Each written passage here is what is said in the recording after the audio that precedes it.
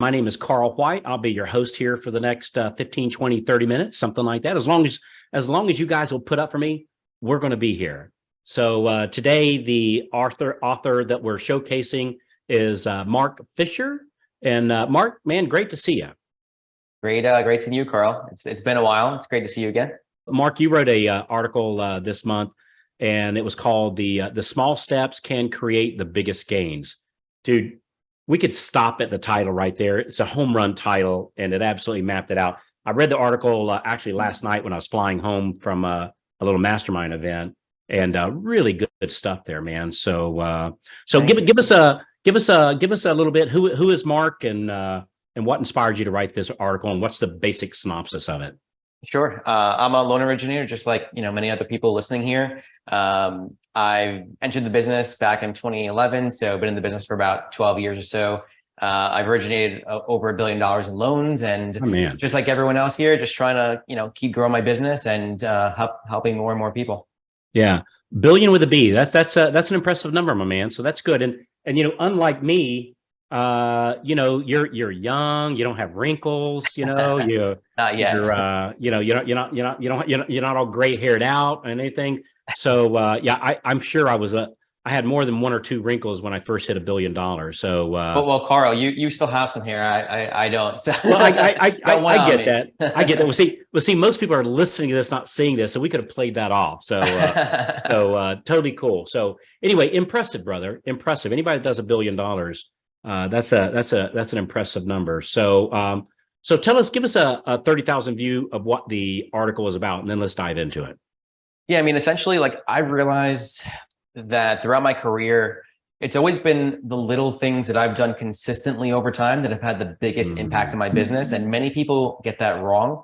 They think it's that one big event that's, really cool and, attractive, that one big splash that they're going to make that's going to grow their business. But from my experience, I've done those too, and they're really cool to do. And, you look cool to your realtor partners and to everyone else. But from my experience, that's not what really helps you grow your business in the biggest way, in my opinion. Brother, I couldn't agree with you more. I think, I had somebody, one of my mentors, when I first got into the game, we're talking like 25 years ago, said, Carl, you don't want to be a big blip on the radar. You want to just be this ongoing thing. You don't want to, like, there is no one big hit. Well, like one hit wonders, right? You never. Yeah, you don't hear about those, but you do hear, and I'm going to show my age here. You do like everybody knows the Rolling Stones and the Eagles. It's that again and again and again and again. Good stuff, man. Hey, you said something in the article. You used a word, and maybe this is a common word that I've just never heard of, but I never heard the word, but I thought it was brilliantly done. And you called it the concept of an intrapreneur. Yeah. So an entrepreneur. Tell us. So an entrepreneur within a larger mortgage company. So tell us what that means. Yeah, that's actually a term I learned back in my college days. So getting used to my Fordham degree there. See there. So it's essentially like you're running your business within a business, right? So although we don't own the bank necessarily that we work for, we're still essentially running our own business, right? We're trying, we're more focused on marketing and growing sales. Like, that's our primary focus. We don't have to worry about the other things, like, the person that owns the bank, such as more compliance issues and staffing and things like that. But, we're essentially trying to grow and expand just like any other business would. And that's what I meant in the article when referring to an entrepreneur. Yeah, I really like that. Because I've always thought, so I don't know. Do you own your company by chance, your mortgage company? No. Yeah, me neither. Right. Me neither. I'm a hired gun just like you. And my suspicion is most of our listeners are here today. But I learned early in the game, like on my business card, I don't want, and I'm just going to make up a name. I'm here in Tampa, so there is a bank at Tampa. So I don't want to use that, but you get the idea. Like Bank of Tampa, Carl White. Oh, no. It's Mark Fisher. And then in small letters, kind of a grayed out watermark is the name of the company. We want to be marketing ourselves. Exactly. Which I think only makes sense because like if my favorite real estate agent, whether they work for Remax or Keller, they're all good companies, right? Remax, Keller Williams, or EXP or whoever. Yeah. Hell, I don't care. I'm not doing business with that company per se. I'm doing business with that person. and that person's the one I'm going to follow up on. So I really love that. Yeah, it's all about your personal brand, and that's always what I focus on myself is my personal brand, because then you can take it with you wherever you go. Yeah, and that's exactly right. I love that. Hey, how do you how do you suggest loan officers balance that constant struggle of I need to get new business, but I need to service my existing business? And you talk about a little bit of that in the article. How do we? I mean, I would say that's the number one two things that hold people back: call reluctance, and I'm too busy working on my loans to bring in new ones. How do we overcome that one? Yeah, I mean, I just like everyone else listening to this, I still struggle to some extent with that as well. And I think, the answer is prospecting. And just like what you focus on with your DSP, your daily success plan, it's that you have to take the time to do those proactive activities that are going to grow your business. So, the business is always going to take over all of your time if you let it. So you're always going to have, phone calls to get back to you, a massive amount of emails, and you could just sit back and be reactive in your business and just do emails and phone calls all day. But what I realized is, like, when I go on vacation, I blast through my emails in about 40 minutes, but when I'm here, it takes me all day to do it. It doesn't make sense to me. So it's kind of like the same concept in that, like, you want to treat your time just like you would treat any like appointment when it comes to prospecting. You want to time block that time and not overlap or skip it. You wouldn't skip an appointment, right? If you had a client coming into the office, you wouldn't skip that. So just like those proactive activities is treating it just like you would any other appointment in your calendar. So just set appointments at this time in my day and put it in the calendar from whatever. I'm just going to 9 to 10. I'm going to prospect from 10 to 11. I'm going to check my emails from 11 to 12. I'm going to call my existing database. It's like just an hour and exactly making it a non-negotiable. And what do you think? What do you think holds most people back? Like, look, that's not breaking news, Mark, right? No, it's not. It's not. So what do you think it is? But you're dead on, man. I couldn't agree with you more. Yeah. Why do most people blow that? I think it's because they don't want to do it. Either they don't want to do it, the particular activity that they're focusing on, which is usually most people try and go for the cold activities, right? Like I don't do that. I don't like the feeling of having a cold call or someone reject me and whatnot. I try and focus on there's plenty of warm activities in our business that we could do where we're leveraging our past client database or referral partners and whatnot. So I think it's focusing on those things, and then you actually will enjoy that time more than having to dread doing those activities. Yeah, I hear you.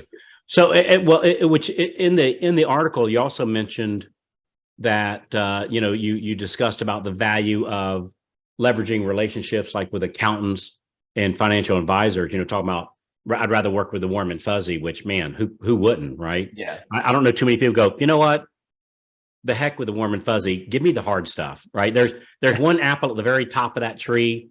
Let's bypass all these ones right here. Let's go to nobody wants to do it hard, right? Yeah. So talk to me about how I can leverage relationships with accountants and financial advisors.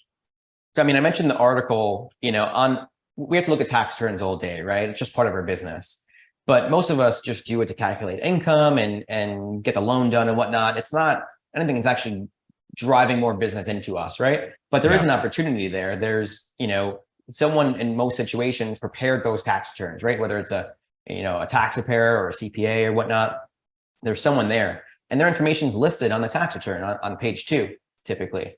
So we have that information. We already, would have closed the client or they're a client in process with us, right?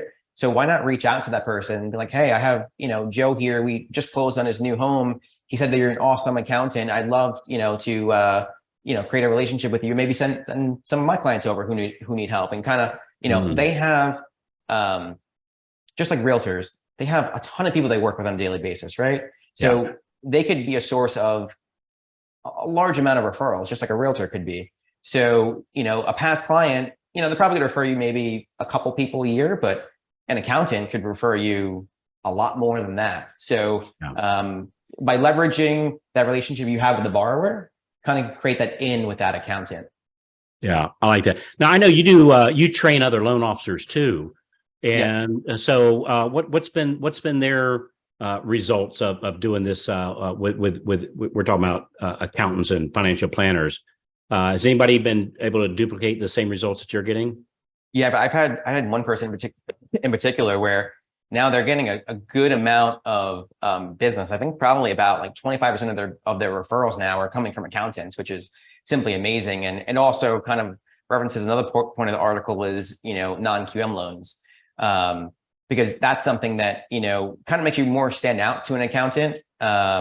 So, accountants, especially when they're dealing with people who are self-employed, they don't want to pay a lot of taxes, right? So they're going to try and take advantage of, the tax code to the best of their ability to save their clients money, but that doesn't always align with what's needed to qualify for a mortgage. So being able to provide a solution that takes less strain off that accounting, because if the accountant is going back and forth with a client trying to maneuver the tax returns in a certain way to qualify, it's not probably the most productive activity for them.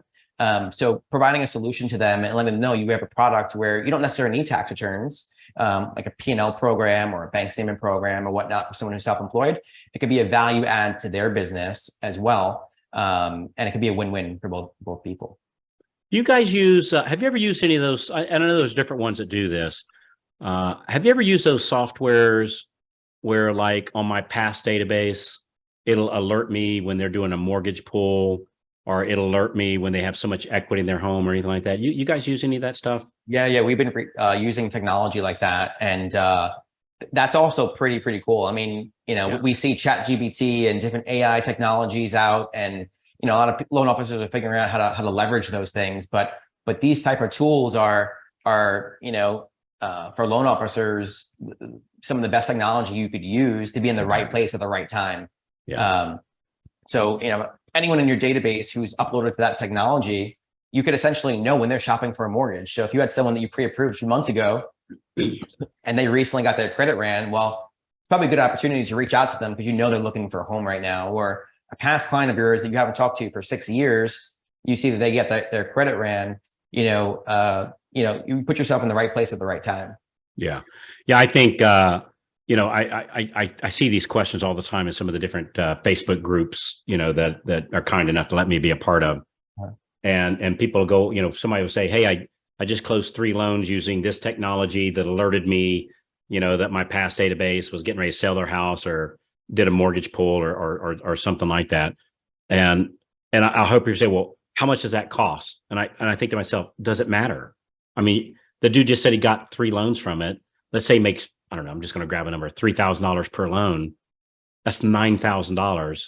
I think we can all agree it's probably not even remotely close to $9,000. Does it really matter?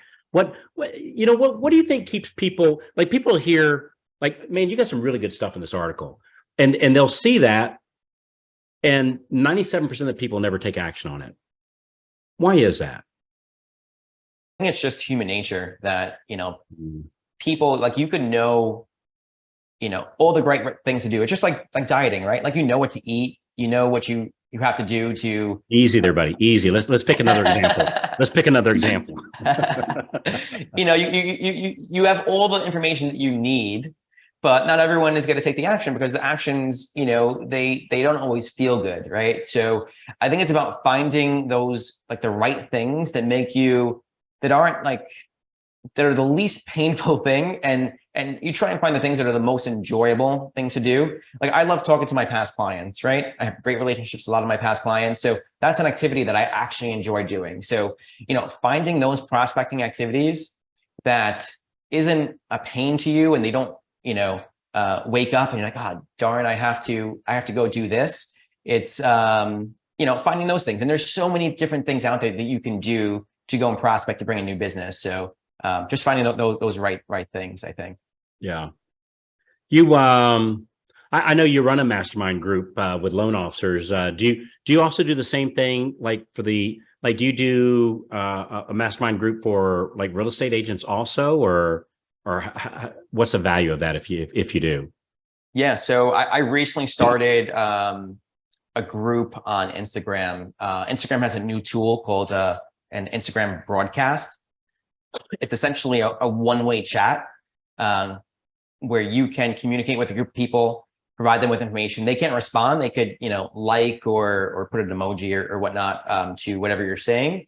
So you don't have like a whole slew of, messages all day. But it's a way for you to provide a lot of value. Like I use it for timely insights into the market, right? To provide realtors with information on where rates are, any big changes that are happening, and different things just in general that they could use and leverage in their business when they're talking to their clients. Yeah. And it's just about providing value. And the biggest thing, which is what I always try and do with whatever I'm doing, is being top of mind. So having that top of mind awareness where they're consistently, seeing my name, seeing my face, and when the opportunity comes where they need me, they're thinking about me right away. Yeah. So do you do any like live and in-person meetings with agents, like a one-on mini? And when I say mini, 3, 4, 5, 6, something like that, like a little, do you do any of that, or is most of it? I'm not saying you should. I'm asking, like, or do you find that the online social media platforms works just as well, and frankly, maybe it's easier? So I've done them in the past, and I do them here and there, not on a consistent basis. I have 2 little kids now, so my time pie chart is a little bit swayed nowadays with a 1-year and a 3-year-old. But so I don't do as many in-person things anymore. I mean, just recently I did like a little mastermind with a group of about 8 agents at a coffee shop. Okay. What I realized, Carl, is that like we could shape a life and a business in a way that we want it to be, right? It doesn't have to be unenjoyable. You bet. I realized this back in 2020. Remember how crazy the business was, in a good way. Obviously, there was just loans flowing through the door, but we were stressed out because we were working 16 hours a day. I realized then that like I can create a business that I actually enjoy, where I'm not going to go to this big networking event because I don't personally enjoy those things, Carl. I don't feel good. We share that in common. I'm actually what's called an extroverted introvert. Oh, I'm the same way. Yeah. So I realized that I can do things in my business that I enjoy doing. Like I love coffee. That's one of my passions. And taking a group of people that I actually want to be around and going to a cool coffee shop with them, that's something that I do nowadays. Yeah. I've done some bigger, agent events before. But recently I haven't done those. I've been more so online, focusing on like content. And I feel like I can get so much more exposure doing it that way. And going back to like, doing a big event is cool and attractive, but ultimately it's not the best return on my investment. So focusing on content and, getting in front of thousands of people every single day by doing that, that's what I've been focusing on now. Yeah. Well, I got a question I was going to ask you, and maybe we've already answered it. And you know what, one thing I always keep in mind, I'm sure you're aware of, I have to remind myself of this all the time. Everybody's not me, right? And everybody has different things. In saying that, what do you think about like as far as loan officers building up their business, things like offline events like happy hour meetups or networking, that kind of thing? Is that something you think moves the needle, or is like there's other things we could do that'd be better, or is that if you're not doing that, you might be missing out? Yeah, I mean, I think that it's all based on you and what you enjoy doing. I know a loan officer where they do, constant happy hours and events and things like that, and they spend a lot of money on those things, but they also get a good return on their investment with them. Yeah. I mean, they have good success with it, and that fits their lifestyle. Yeah. But for me, it doesn't fit my lifestyle, and that's okay, because they enjoy doing that, and that's great for them, and they're getting results from it. Me personally, I do them, but I don't do them consistently like that person does. I enjoy doing it on an occasional basis. I'm actually going to be planning one. There's a new restaurant actually opened up downstairs to my office, which is really cool. A brick oven pizza spot, which has an indoor outdoor space. So I feel like I would want to do it there, and that'll be cool. But I'm not going to do it there every single month. No, I get it. Awesome. Yeah, that's a beautiful thing, man. I have found there's no one thing that works, but find out what works for you and do that over and over and over and over again, whatever that is, like whatever that is, as long as it's healthy. I'll throw that little snippet in that might not make it past editing, but I'll throw that little snippet in. So, hey, and we might have talked about this a little bit, but I think we kind of like just brush the atmosphere on it. And I like to keep things to a positive, but I think sometimes we have to talk about, I don't want to say the negative, but things that maybe we don't want to look at. It's like, what are the common obstacles that you think loan officers face when trying to implement? Like you laid out a bunch of great strategies. And again, if you're listening to this, if you haven't gone to read the article, trust me, don't just listen to, I mean, we're grateful that you listen to the podcast. Make sure you read the article too. There's some really good stuff in there. What are the common obstacles that loan officers face when trying to implement the strategies that you suggested? And what are the obstacles and how do they overcome them? I think starting out as a new loan officer, it's more so of not knowing what to do. But I think as more of like an established loan officer, it's not actually implementing and taking action. So I think it's more so, like I said earlier, time blocking, but also having someone hold you accountable. And I know, Carl, you have a great group, and that's part of the huge value that you guys add is accountability. And you give away so much free, amazing information. I actually, listen to your podcast as well, and I really enjoy it. And, you can get so much value. You can know all the secrets, you can know all the actions to take, but if you don't actually do it, then what good is it, right? So I think maybe, aligning yourself with someone, maybe another colleague or whatnot, that could help to keep you accountable and actually take those actions. And you don't have to like have a million different things you're doing, right? You could pick a few golden nuggets, things that you can relate to and that resound with you, and focus on those things, and then have that person keep you accountable to it. And I think you'll get a lot more results doing that than trying to do the million other things and being scattered. One thing I found is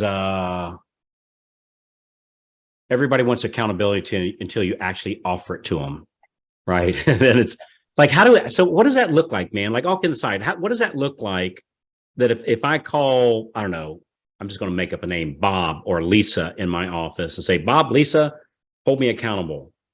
Like, what are they going to waterboard me if I don't? They're going to grab my little pet dog and, tie him up and send me kidnapping pictures of him that we're going to waterboard him if you don't like, how do they hold me accountable? What does that even? I think it's more so about like having someone that, you respect and they respect you, and not wanting to show up empty-handed. Like if you have, let's say a weekly call or a bi-weekly call with that person to, check up on your progress and whatnot, you're going to feel pretty bad if you show up and they ask you what you did and like, I didn't really do anything this past week or two. So I think it's more so about wanting to show up, and don't want to lose that person's, I don't want to say respect, but that might be the right word though. Yeah. That might be the right word. It's like, as you're sitting here talking about it, I think the answer has become more clear in my head is making sure the people I choose aren't okay if I don't do it. Like if I say I'm going to do this and I don't, oh, that's okay. You had a bad week. That's okay. Your dog was sick. That's okay. It's July and we do that in July, and make it somebody, they kind of in the appropriate way, thump you in the chest a little bit and say, hey buddy, you said you're going to do this. Are you a person of integrity or what?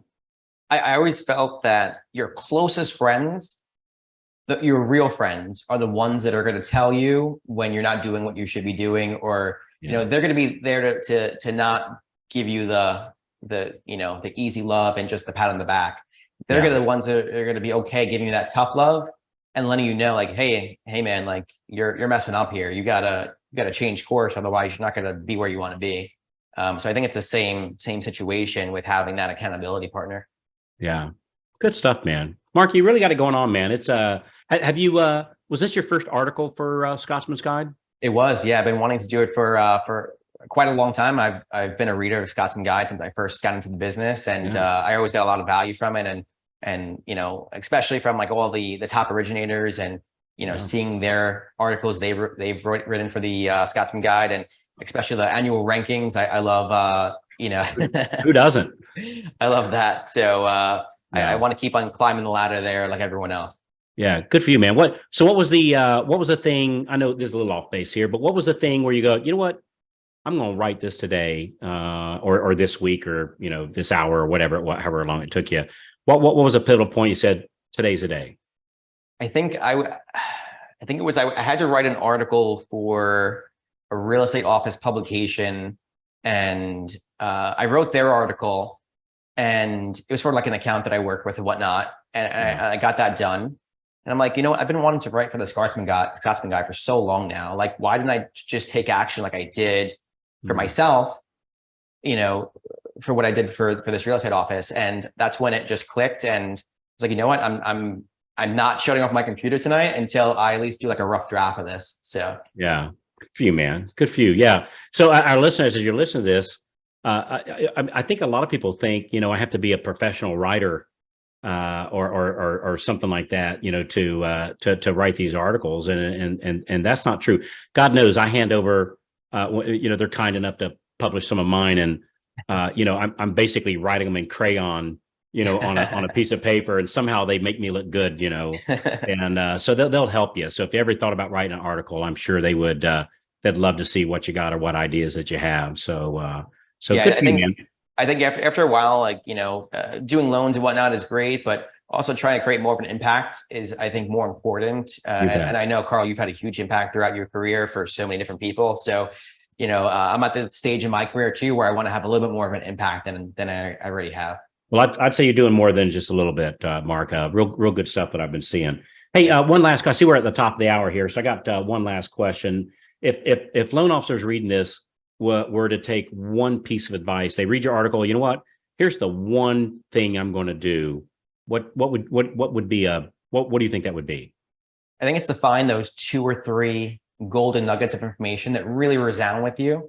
Whether it's by, you know, finding it in the Scotsman guide, by reading one of the articles, or listening to one of your podcasts, or you know, whatever it is, wherever you're finding it, right? You know, write it down, time block in your calendar, and then find a way to hold yourself accountable. Whether it's, you know, finding an accountability partner, or rewarding yourself, you know, after you actually take those actions, or if you're more of a person that you know, needs negative reinforcement, then penalizing yourself somehow by not doing it. You know, find a way that you can actually have accountability to it. Yeah, good stuff, man.